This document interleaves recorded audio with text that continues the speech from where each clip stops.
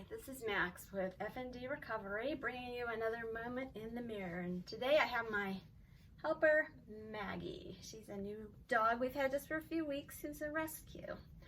So today I'm going to have a little different talk than usual. Usually I talk about functional neurological disorder, which is fairly common but not well known, not well understood, and there's not very many treatments for it.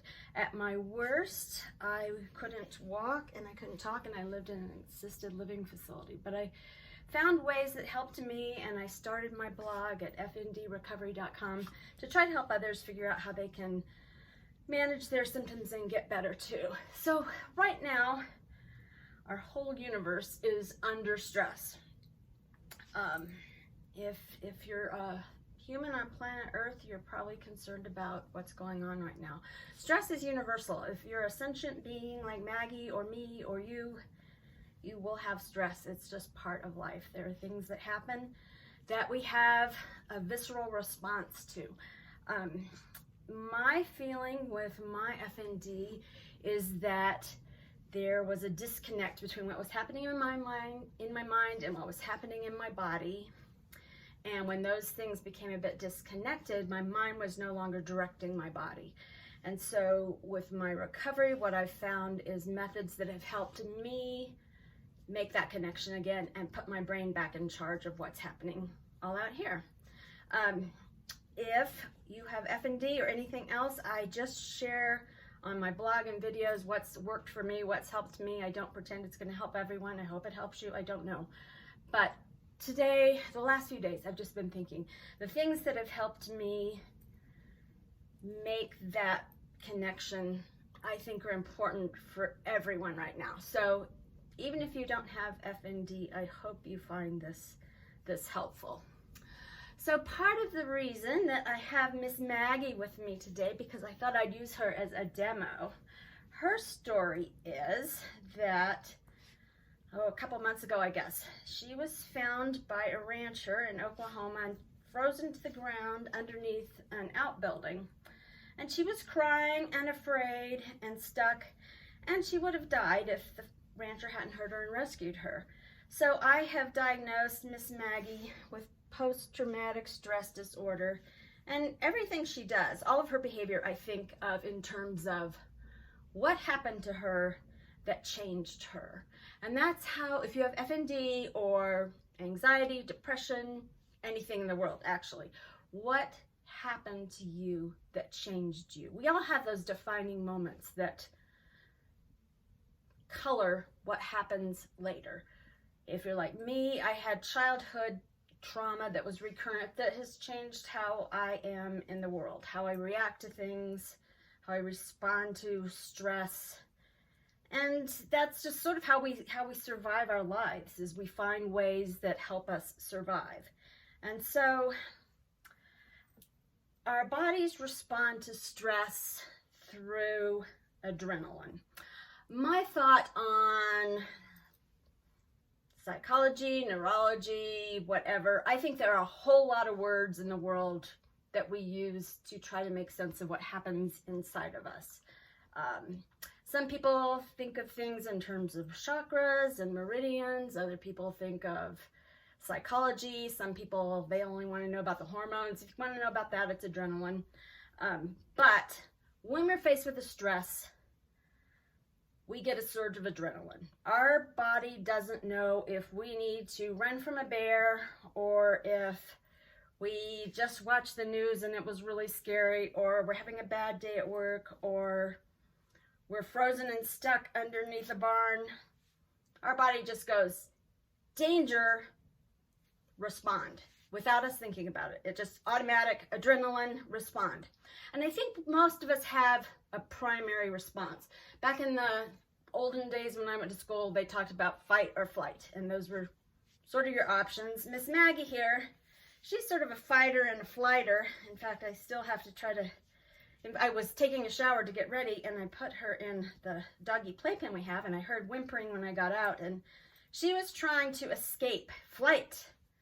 So she had managed to work her way through a zipper and on top of the playpen, and was terrified because oh my gosh, what's happening? I'm stuck again, and life is so scary. So for her, that's what's worked. If I run, I'll get better. For me, more lately, they have thrown in freeze with adrenaline responses. And actually, the whole adrenaline thing didn't make much sense to me when I was initially diagnosed with FND, because I thought, I'm not one to fight or flight. That doesn't make sense, but I am a freezer. So one of the things that has helped is to sort of recognize and address what happens in my body and in my mind when I freeze. For me, I tend to be an oversharer, and I've made that decision consciously in hopes that by oversharing all the little, you could call them flaws, or you can call them psychopathology, I don't care what you call them, but I'm hoping that by sharing what goes on in my brain that might sound a little strange, and yeah, I've been accused of that on Twitter a few times, but that's okay, I don't care. I hope that someone out there in the universe gets better by me sharing some of my brain processes that have changed the way I react and that I believe led to my FND. So my story is a lot of childhood abuse and neglect, and my oversharing now. When I was young, the way I protected myself often was to go hide in a closet. And when I went to hide in a closet, because I didn't want to be yelled at and hit and screamed at and all those things, I would find the tightest little space I could, climb in there, curl up, and be quiet and stiff and not move and not breathe. How does that feel? So part of what I'm going to talk about a lot today, I have to give a shout out to my favorite therapist, Inga Larson. And I'm going to be talking about some things I've learned in somatic experiencing therapy. And that is a branch of therapy that was founded by a man called Peter Levine. And he has some wonderful books. And I think if you have FND, and maybe even if you don't, if you're interested in things that happen in our minds and our bodies, some of his theories are really interesting. And he ties us a lot to the animal world. And so I think about my dogs a lot in terms of what I see in them and their responses, and I sort of think about how I can recognize those things in myself and learn from them. I think we can learn from each other and even learn from our dogs. So I'm going to talk a little about that more. But let's go back to talking about what do we feel in our body. When I freeze, I'm tight, I'm stiff. We talk a lot of those terms when we're just in our language, as a matter of fact, about I have butterflies in my stomach, or my feet felt like lead. So we're a whole person. That's what matters. We want to become a whole person. I don't care if you want to call it your mind or your body or your chakra. I don't care. But the goal is to be whole again and have all of this work as one unit. So when I'm feeling that freeze, one of the things I do, because that can lead me down the path of dysfunction, I think then, okay, I notice that I'm feeling this in my body. I'm feeling tight. I'm feeling stiff. I notice I'm not breathing. I know that's my personal stress response. Explore what yours is. Yours may be different. And like I said, I don't have answers for everyone, but guess what? You do. So I encourage you to explore, figure out how your body and how your mind work and how they work together, and how you can use those processes to function at your best, whatever. So with all these stresses going on, and I notice tension when I was not sleeping in the middle of last night, I recognized that, and I was like, what's the thought? What is the thought going on behind this? And it was, I don't know what to do. I don't know what to do, and I'm afraid. So my first step, recognize the body feeling, recognize the emotion, fear. It's not about just positivity and, oh, it's all going to be better, don't think about it. It's not that. It's figuring out all of your connections. So once I recognized my feeling of helplessness and fear, then I stop and think, okay, what's reality and what's a more helpful thing for me to think of right now? I mean, right now, our whole world, fear, Fear is our primary emotion going on right now. That can't be good for the universe. But I have to think about an alternate thought. So I said, okay, what's the reality? The reality is, yes, I have some personal things going on right now that are really frightening. And our decisions in our family at the moment are changing by the hour. We're moving in 2 weeks. We don't know where because we were going to travel the country, and guess what? That's a bad idea right now. So the things I tell myself are, it's scary. I don't know what's going to happen in a week or two. Campgrounds that we had planned to go to are now closed, so that's not going to work. So what I tell myself is, yep, this stinks. It's scary, but I have options. I think most of the time we have options. So what are my options? My options are to remember I have friends, I have family, I have acquaintances that I think any one of them, if I called them in 2 weeks and said, guess what, we're on lockdown and I have nowhere to live, I have no doubts, even those of you watching the video would probably say, come to my house, I have an extra room. I mean, I am not going to be lying under a bridge in 2 weeks. I'm totally sure of that. So that was my message to myself in the middle of the night. I have resources. There are things that I can do. I may not have a plan now. I may not know what's going to happen in a few weeks. None of us do. Maybe in 3 weeks, we'll all be enjoying springtime and life will be back to normal and coronavirus will be a distant, sad memory, but I don't think that's probably going to happen. I don't think the world has ever faced what we're facing right now. But whatever that fear is, you can have another thought to help yourself feel better. The stress, the freezing, the flight, the fight, none of that helps anything. Most of all, it does not help you. It doesn't help you inside. It makes your brain turn to mush. You can't think straight. For me, it helps to write down, just write until the feelings are out or until you have a nice list and a plan. And maybe tomorrow the plan's in the garbage, but for me, that's one of the ways I cope and the ways I've figured out. So back to feeling in my body.